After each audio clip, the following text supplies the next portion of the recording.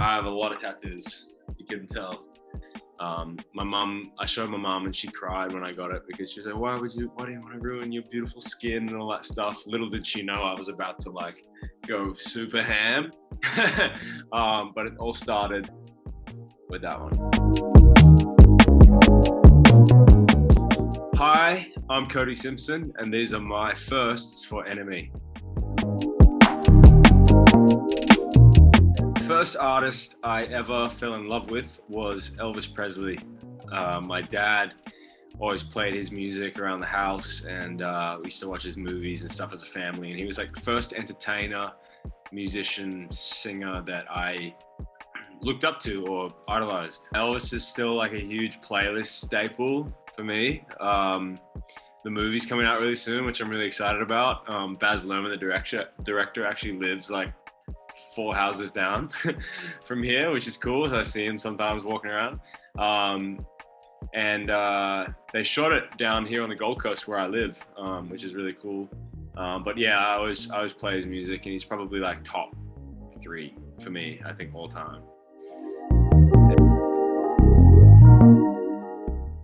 First band T-shirt I owned was Bob Marley and the Wailers.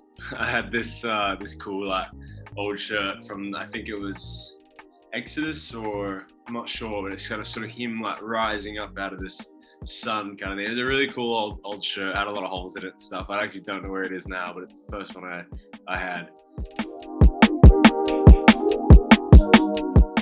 I have a lot of tattoos. You couldn't tell. This was actually the first tattoo I ever got. It was kind of like a peace sign made out of arrows. I originally went in because I wanted.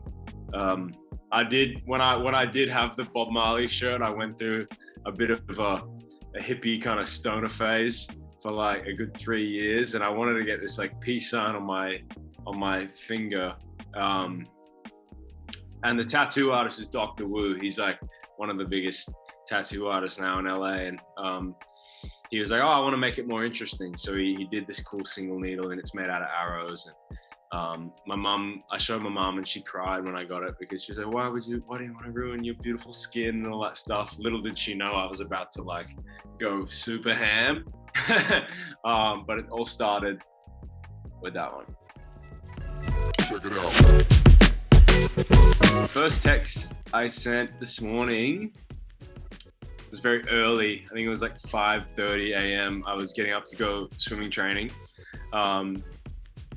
And I was listening to a song that I found by Nick Drake, who's an English singer-songwriter in the 70s. He's one of my favorite artists at the moment. And I sent one of his songs to a friend of mine. His song was called Which Will, I think. Which Will by Nick Drake. That was like the first text I sent when I woke up.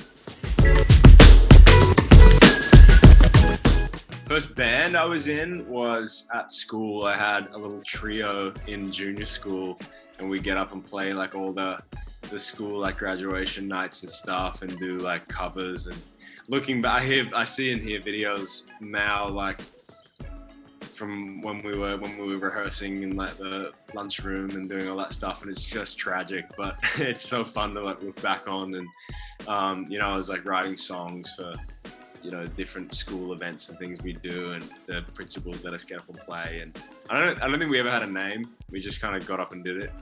But I've been playing music in bands probably since I was 8-9 years old.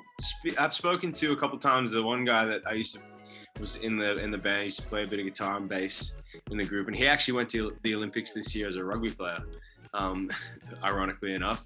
So it's funny, we both kind of like we're in this thing together in school and are now like pursuing sport as well. And he was always like a really good rugby player in school, and he's went to the Olympics this year for Australia. So cool, small world.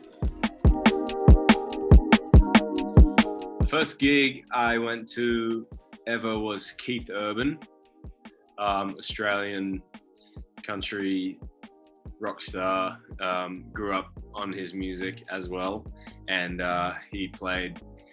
And I think seeing him was like the first time I'd ever seen someone like really like play guitar really well to a large audience. And I think I kind of like got stuck with the bug for that sort of since then. I think I might have been 9 or 10, and I kind of got hit with something that night. Like seeing an Aussie up there, like doing that, I was like, oh, I want to do that when I'm older, you know. The first song I finished writing was a song called "Ride My Roller Coaster," and I was 9 or 10. I wrote it about this girl I had a crush on in school. And I remember it was one of the songs I actually demoed like in my little school music room and put it on MySpace, along with a couple others that I wrote. And it was actually one of the ones that helped me get discovered. So I was actually discovered through MySpace back when that was a thing, and that was the first song I ever finished. And I think that girl to this day still like knows that song was about her, and it's kind of, we're still friends. It's kind of a joke we have now, and yeah, I gotta go back and revisit that. There's probably some that I could rework if I wanted to. First live gig I played that wasn't like a school graduation or something down at like our surf club, or like I used to go and do like little acoustic things at the surf club down here when I was like 11. It was actually the first time I went to my first trip to New York. I just recorded a demo. I had meetings with record labels. I was about 13, and I did this gig at a venue called the 92Y in Tribeca in New York. And I like just had I had like a YouTube and Twitter following at that time, and like we put out a tweet like, oh, we're gonna be here at this time, and we invited a bunch of record label execs and stuff, and I ended up getting up and like singing and playing a few songs, and that was maybe like 100 or 200 young girls there. And that's the gig that helped me like get my first deal was there in New York. It was the first time I'd ever been out of Australia, and was just wigging out, realizing that like hundreds of people like showed up to see me like on the other side of the world. I had no idea even knew who I was, so it was pretty crazy. First festival I played at I think it was in Argentina. It was at this huge soccer stadium, and it was like by far the biggest crowd I'd ever played in front of. It was like 60,000 people, and I'd never seen that many people in one place. And I was only 16 at the time, and we were down there with I was down there with Justin Bieber, and because we'd been doing like, I'd opened for him on a couple gigs that we were doing around South America, and then we did this festival there, and it was just in mayhem.